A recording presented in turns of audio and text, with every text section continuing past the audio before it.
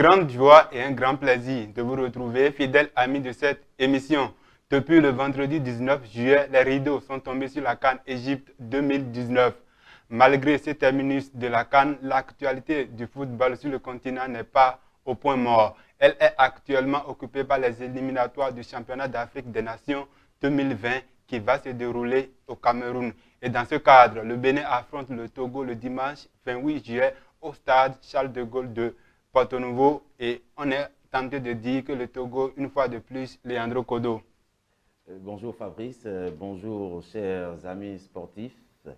La sanction ou la décision de rencontrer la CAN est bien sûr du fait de la CAF. Cela ne dépend pas de nous. Ça aurait bien pu être un pays de la sous-région comme la Côte d'Ivoire, le Mali, la Guinée ou le Ghana, quelque chose de ce genre. Donc nous héritons d'un pays que nous connaissons, un pays avec qui nous avons partagé plusieurs phases éliminatoires. Donc il n'y a rien de nouveau, il n'y a pas de peur à avoir. C'est le Togo qu'on connaît, qui a un championnat semblable au nôtre. Donc je pense que nous avons la possibilité de tenter ce pari. Eh bien, la CAN vient à peine de finir et on parle déjà du CHAN. Alors, quelle est la différence entre les deux? Oh, la CAN, comme vous le savez, c'est la Coupe d'Afrique des Nations. Ça permet aux sélections nationales de garnir leur effectif avec les joueurs expatriés, des joueurs évoluant à l'étranger. Contrairement à la CHAN, qui est exceptionnellement contrairement au CHAN. Oui, comparativement au CHAN, qui est spécialement une compétition dédiée, vouée aux locaux, vouée à la promotion des locaux. Donc je pense que chaque fois, ça fait déjà pas mal de temps que cette compétition est instituée.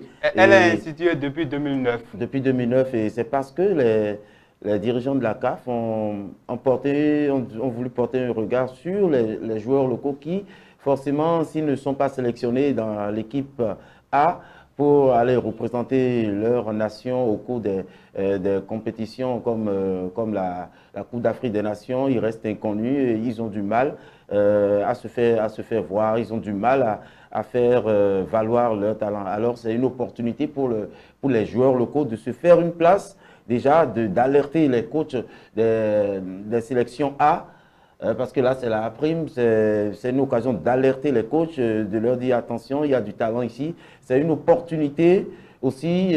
Donc, si je vous comprends bien, c'est une compétition qui est réservée aux joueurs évoluant dans les championnats locaux. Donc, si par exemple, je suis un joueur qui évolue dans mon championnat, je suis de mon pays, j'ai le droit quand même de participer à cette compétition-là. Donc, pour vous résumer en quelques minutes, de ce que vous avez dit. Donc, dans ce cadre, Moussa Latoundji, il a convoqué plusieurs joueurs. Exactement. Et dans cette liste, nous avons quand même un certain Nabil Yarou, nous avons quand même Rodrigue Fassinou qui était de l'expédition égyptienne avec les écureuils. Alors, quel est votre regard sur cette équipe-là du Bénin? Bon, en quelques secondes, je vais revenir d'abord sur la liste, c'est-à-dire parmi les gardiens, il y a Capo Chérif qui était aussi de l'expédition des écureuils en Égypte 2009 de Buffle. Il y a Damil Olachéi, que je connais très bien, d'Ayema. Il y a aussi Batori Douyemé, de l'USS Krake, que je connais bien. Donc ça fait trois noms que je connais bien. À part Capo Chérif, que je sais déjà un peu plus performant, un peu plus rassurant que Damilola et Batori Douyemé. Je vais évoquer aussi Nouroudine Gakou. Je ne sais pas trop, je n'ai pas eu le temps de fouiller la liste de la CAN U23 pour le moment. Je ne sais pas trop s'il se retrouve de l'autre côté. Donc, mais ce n'est pas évident qu'il se retrouve de l'autre côté, parce qu'il a dit quand même que les joueurs qui vont participer au CHAN ne vont quand même pas se retrouver encore parmi les U23. Donc ce n'est pas évident qu'il se retrouve là-bas. En fait, je regrette son absence dans la liste. Il ne peut pas être partout à la fois. Non, mais je dis, je regrette son absence. Peut-être qu'il aurait pu être dans cette liste. Mais voilà, c'est Nouroudine Gakou. Nouroudine Gakou, c'est le gardien qui a été le plus en vue dans tout le championnat. C'est le gardien qui a le plus en vue parce qu'il a marqué plus que des attaquants qui ont joué en point de 90 minutes pendant plus de 30 matchs, toute la saison. Lui, il a marqué 5 ou 6 buts. Mais la première performance qu'on demande à un gardien, ce n'est quand même pas de marquer. Alors, continuer quand Bon, même. son défaut, je pense que c'est pourquoi, je suis sûr que c'est pourquoi, sinon il a toutes les qualités pour être là, et en plus il fait marquer. Mais si on se demande pourquoi Nourodine Gakou n'est pas là, je suis sûr que c'est parce qu'il a tendance un peu trop à plaisanter, il n'est pas encore sérieux comme il faut. Il a tendance, il a d'ailleurs encaissé un but comme ça en sortant de sa zone défensive, il allait un peu très loin. Je ne me rappelle plus du match, il y a un joueur qui lui a marqué un but de très loin. Donc un joueur comme ça qui a de la qualité, dans les buts et sur le Et qui plan peut offensif, encore apporter des surprises devant. sur le plan offensif, mais qui plaisante toujours comme Neymar, qui plaisante toujours, qui n'a toujours pas envie de prendre son football au sérieux. Je pense que ça fait partie d'une des raisons pour lesquelles on ne l'a pas convoqué. Parce que là, ce n'est pas club, c'est l'État, c'est la nation qu'on représente, donc ce n'est pas le moment de s'amuser. Alors, Voilà. à part lui, Donc quels sont les autres joueurs? c'est du côté des gardiens. Du côté des défenseurs, nous avons Imran Hassan de l'Académie Poté, un petit avec son frère qui ont pris du temps. Je vous rappelle qu'on n'aura quand même pas le temps de de parcourir décrypter toute tous les cette joueurs. liste. Peut-être Il y a en Youssouf défense, Assoba, en défense, vous allez oui. choisir une personne, au milieu une personne et en attaque une D'accord, personne. en défense, moi je choisis, pas je choisis, c'est Nabil Yarou. Nabil Yarou, c'est le Khaled Adenon de... Il faut quand même rappeler qu'au cours de la saison de la Ligue 1 qui vient de finir, Nabil Yaourou a été quand même élu meilleur joueur de la meilleur joueur, Ligue. il a été récompensé justement. Donc sa place est totalement méritée. Il manque peut-être dans cette liste de défenseurs Youssouf Assoba, qui a eu à faire les catégories inférieures. L'année passée, il a fait beaucoup de matchs et il est très imposant. C'est une relève dans la charnière centrale. Sinon, en défense, avec Nabil Yarou, C'est quand même rassurant. Oui, Jalil Wourou qui est aussi une révélation. Donc, aussi, le vétéran Nafiou Badarou. Oui. Non, Nafiou Badarou. Donc, je pense que... Qui a joué plusieurs fois avec les A, mais qui se retrouve aujourd'hui avec les Bien A. sûr, c'est pourquoi je l'ai appelé le vétéran Badarou Nafiou. Il a fait aussi l'étranger. Il a fait le Nigeria, donc je pense qu'il y a au pays. Il y a de la matière. Si ce n'est qu'un championnat, une compétition de locaux, il y a de la matière dans cette défense. Nous allons au milieu. Le nom que j'ai trouvé là, qui m'inquiète un peu, c'est Djibril Naïm, parce que c'est un joueur que moi, excusez-moi, j'espère que lorsqu'il va suivre cette émission, il m'excusera, je n'ai rien contre lui. Mais je pense que c'est un joueur qui ne se prend toujours pas au sérieux. Moi, j'ai quelque chose contre les joueurs qui ne se prennent pas au sérieux. Les joueurs qu'on encense très tôt, parce que Djibril Naïm, on l'a vu. On a vu le début de sa carrière. Lorsqu'il a commencé, on l'a un peu trop encensé. Il est vite parti dans les sélections U17, on l'a un peu trop encensé. C'est un joueur qui n'aime pas le physique, c'est un joueur qui n'aime pas s'entraîner, il vient en retard aux entraînements. Il n'aime pas faire d'efforts physiques. En fait, son problème, c'est juste d'avoir le ballon et de faire des dribbles. Je ne sais pas si, comme Saturnin Alagoué et aussi avec les fous préjugés, je ne sais pas si il s'est amélioré.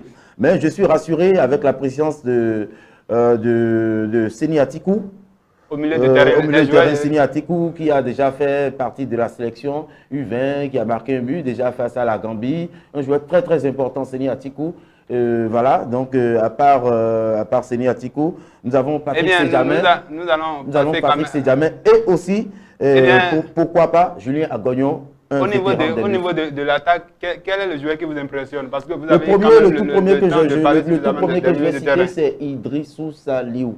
Le joueur des Panthères. Exactement, Idrissou Saliou, c'est le premier des joueurs parce que vraiment, c'est un joueur sur lequel je compte. Je sens qu'il a été quand même meilleur buteur du championnat. Meilleur buteur avec Saka Mohamed. Mohamed qui n'est pas dans cette liste, donc ça fait partie des absents. Et le coach a certainement des raisons pour faire ce choix-là. Il doit être de l'autre côté de l'U23. Sinon, Saka Mohamed et Idrissou Saliou, ce sont les meilleurs attaquants de Ligue 1, vraiment performants. Des fois, j'en suis venu à regretter au cours de la CAN. À me demander si, est-ce que à la place de Sivounier ou peut-être de quelqu'un, d'un joueur, je ne veux pas appeler le nom d'un joueur sur les côtés, est-ce qu'il ne fallait pas appeler ces genre de joueurs parce que... qui aurait quand même été utile à l'équipe. Vraiment utile. Mais c'est un problème de niveau, ils ne sont pas encore venus au niveau international. Et aussi parfois d'expérience, parce que quand vous n'avez pas d'expérience dans cette compétition... Voilà, on va aussi citer Waris Aboki d'Aspac. Et aussi, la révélation, c'est Odo Chabi Bior de Soleil. Odo Tchabibio, qui est un très bon joueur. Je me rappelle, malgré que son club est relégué en deuxième division. Un très bon joueur qui a eu à faire une très belle fulgurance au cours de la saison. Je me rappelle toujours avec la sélection des U20 pour la CAN Niger 2019, je crois. Hein. Ils ont fait un match, je ne me rappelle plus, le 12 août, je crois. Il a marqué un but au retour, il s'est blessé, mais juste avant de sortir, il a pu délivrer une passe décisive à Samson Akiola. Alors, on a eu le temps quand même de passer sur la défense, le milieu du terrain et l'attaque. Selon vous, avec ces joueurs que nous avons dans l'équipe, comment le Bénin doit-il jouer? Est-ce qu'il faut jouer défensif comme l'Atlético Madrid, par exemple, ou bien il faut jouer offensif comme Manchester City ou encore Liverpool? Bon, voilà, nous avons les atouts. Nous avons les atouts pour jouer offensif. En défense, il y a de la ressource. Au milieu, il y a de la ressource. En attaque aussi, il y a de la ressource. Donc, l'équipe est au complet selon vous? L'équipe est au complet selon moi. Donc, ça dépend du schéma tactique de l'entraîneur. Mais c'est à dire que ça sera différent quand même de l'effectif des Pro A, c'est-à-dire celle qui a joué la CAN 2019 en Égypte, qui n'avait pas d'atout offensif, qui n'avait pas d'atout. C'était une équipe qui était bâtie seulement sur la défense. Il n'y avait pas de l'entrejeu à l'attaque, il n'y avait vraiment rien. Mais cette fois-ci, nous avons de la ressource au milieu de terrain, en défense et en attaque. Eh bien, l'entraîneur de Aprim, Moussa Latundjib, qui était également du côté de l'Égypte, il saura peut-être quand même trouver la bonne formule pour quand même permettre aux écureuils de gagner ce match-là. Eh bien, le match aura lieu le dimanche prochain au stade Charles de Gaulle de Porto Novo, puisque le stade général Mathieu Kérékou est en réflexion. Donc, on espère quand même que les supporters vont se déplacer du côté quand même de Porto Novo pour supporter les écureuils. Parce que la fois dernière qu'on avait rencontré le Togo, c'était le 22 mars 2019 au stade de Kourounou. On avait eu quand même une grande mobilisation. Exactement. On espère que cette fois-ci, les organisations qui supportent les écureuils du Bénin vont également faire cette mobilisation-là pour que le 12e homme ne puisse quand même pas faire défaut aux écureuils du Bénin. Ça c'est sûr. Ça, c'est sûr. Je voulais juste rajouter un mot à cette liste. C'est pour vous dire que vous avez suivi la cérémonie des FBF Awards qui récompense les meilleurs joueurs de la saison. Oui. Le meilleur joueur, la meilleure équipe Buffle, la deuxième Béké et AS Tonnerre. Donc, les meilleurs buteurs, Saka Mohamed et Idrissou Saliou. Mais toute cette équipe, cette sélection quand même donne nombre quand même des récompenses qui ont été données. Ça prouve vraiment, parce que si on se rappelle juste les prix qui ont été donnés. Si on comprend bien ce que vous dites, il y a un grand travail qui se fait quand même un grand travail. Donc cette liste ne surprend pas. Les meilleurs qui ont été récompensés au FBF Award, la majorité se sont retrouvés là. Donc on sait que c'est la crème de la crème actuellement du point de vue local. Ok, nous allons mettre fin à cette émission, mais avant, je voudrais vous demander pour ce match, quel est votre pronostic? Je rappelle quand même que lors d'une de nos émissions passées, vous avez dit quand même que vous voyez quand même la Tunisie remporter la troisième place. C'est que le Nigeria finalement a remporté, même si vous n'êtes pas trop bon dans cet exercice. Quel est selon vous le score du match Bénin-Togo? Évidemment, une victoire avec l'effectif que j'ai devant moi. Évidemment, une victoire, tout au moins 1-0, pourquoi pas 2-0 du Bénin. Eh bien, nous rappelons que ce match sera dirigé par un quator ivoirien. Donc, on espère que l'arbitre central de la partie ne va pas nous faire le coup d'un certain Pavaza qui avait sifflé le match Bénin-Algérie et qui avait donné qui avait quand même fait peur aux Béninois en donnant 10 minutes de temps de jeu. Ah oui, là, on doit faire très attention, Il faut être très attention, il faut beaucoup parler aux jeunes pour qu'ils ne s'emportent pas, parce que ce n'est pas championnat béninois, là c'est une compétition. Et à ce niveau, je voudrais quand même vous rassurer que la fédération a une séance avec les joueurs ce mercredi pour quand même leur dire les nouvelles modifications dans le football, pour quand même les permettre de bien se comporter sur le terrain. Amis fidèles téléspectateurs de Ovadia Web TV, nous arrivons à la fin de cette émission. Merci de nous avoir suivis. On espère que les écureuils vont nous faire plaisir et battre le Togo dimanche prochain. Et quant à nous, on vous dit au revoir et à très vite.